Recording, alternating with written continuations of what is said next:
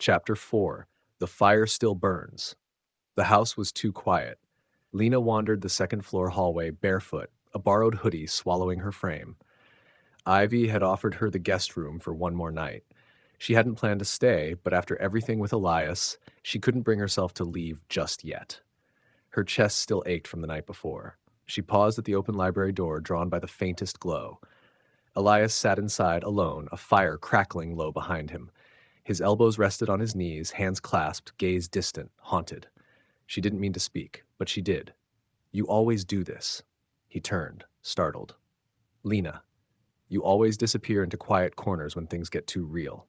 He didn't argue. She stepped inside. The room smelled like cedarwood and old books. The heat from the fireplace licked her skin, making her feel too exposed in every way. "I couldn't sleep," he said after a moment.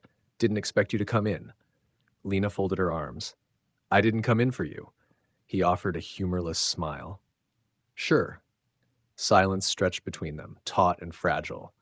She hated how seeing him still felt like a punch to the chest. "How long did you plan to let me believe you just left because you were done with me?" she asked.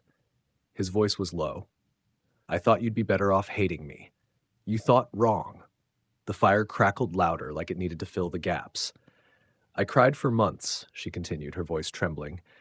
"I kept rereading our last texts, thinking I missed something, some sign. You left without a word, Elias, like I never mattered." "You mattered more than anything," he said, his voice barely audible. "That's why I left. That's why I stayed away." "You should have let me choose." "I know." Her eyes burned. "Do you?" He looked up at her then, and the grief in his eyes was raw. "I lost you, Lena, and I lost myself after that." A pause. "I don't know how to fix this." Her breath hitched. "Maybe you don't get to fix it." They stared at each other. There was no wedding crowd, no friends watching, no more pretending, just them. Two people still bleeding from the same wound. She turned to leave, but he stood. "Don't." Her hand froze on the doorframe. "I need to show you something," he said. She turned slowly, guarded.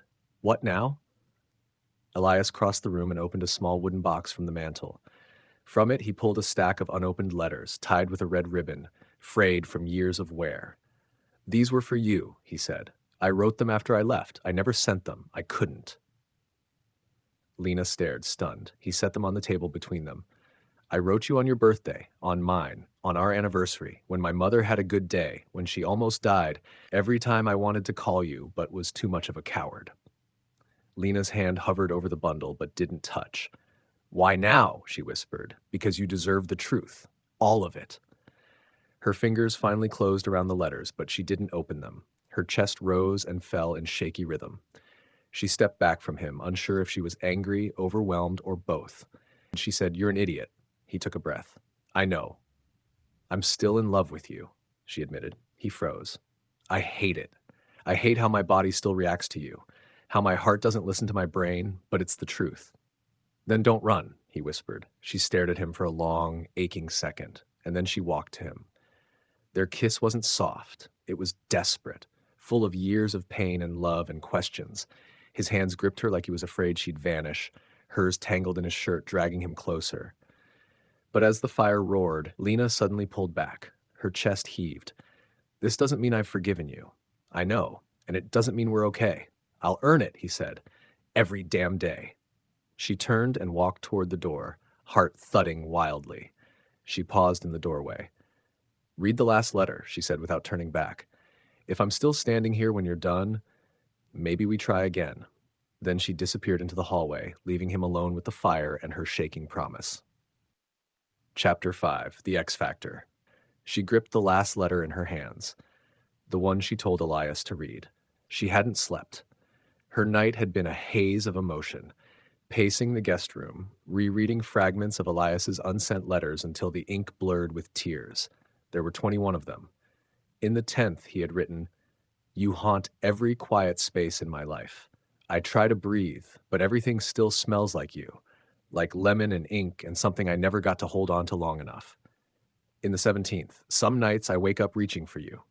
I swear I hear your laugh in the silence, and for a moment I believe I haven't lost you." But it was the last one, tucked at the very bottom, that left her undone. "If you ever read this, it means I finally gave you these letters. It means I'm standing there, somewhere near you, heart exposed. I hope I'm brave enough. I hope you're still the same girl who kissed me under streetlights and made me believe in more. But if you've moved on, if your silence is your answer, I'll leave. For real this time. I won't chase you again. I'll let you go, but I'll never stop loving you. A single tear slipped down her cheek now. She didn't know when she started walking, but the gravel under her shoes felt familiar, like a path she'd taken in another life. It led her to the back gardens, where the ivy-covered bench sat. Elias was there. He stood when he saw her. The sun caught his features, casting golden light on the quiet fear in his eyes. I read it, he said. She held up the final letter. This one broke me. I meant every word. Lena let the silence stretch between them. I never stopped loving you either, she said finally, but love alone isn't always enough. Elias's jaw tightened. Then tell me what is. Consistency, honesty, showing up, choosing me even when life gets messy. He stepped closer. I can do that. I will do that. She didn't move. You gave up on us once, Elias. If I give you a second chance and you walk away again, I won't recover from it. I'm not the same girl you left. I don't love with illusions anymore. His gaze didn't waver. I don't want the girl you were. I want the woman you are now. The one who says hard truths and walks away when she needs to. I want all of it. Your scars, your sharp edges, all of you. He reached into his coat pocket and pulled out a tiny velvet pouch. Not a ring, a key. This is to the flat in London, the one I bought a year after I left. I kept the second key in case you ever showed up. You didn't, but I couldn't throw it away. He pressed it into her palm. I'm not asking you to move in. I'm not asking you to come with me. I'm just saying if you ever want to find me again, I'll be there. Lena stared at the key. It was small, cold, but her hand didn't shake anymore. She looked up. You're not leaving today? He shook his head. No, not unless you tell me to. She stepped back and smiled, soft and sad and real. Then let's walk, Elias blinked. What? Let's walk, she repeated. No grand promises, no labels, just one step at a time. If you want to stay, you have to do it right. You walk beside me, every day, until I believe you won't disappear. Relief broke across his face, shaky and brilliant. He held out his hand. Then I'll walk. She took it, their fingers twined together like they belonged, like they'd always belonged. They walked down the garden path in silence, but it wasn't the heavy silence from before. It was peaceful, tentative, hopeful. Lena didn't know what would come next. Maybe they'd fight again. Maybe it would take months before the pain fully dulled. But she knew one thing. The fire still burned. And this time, she wasn't the only one carrying the match.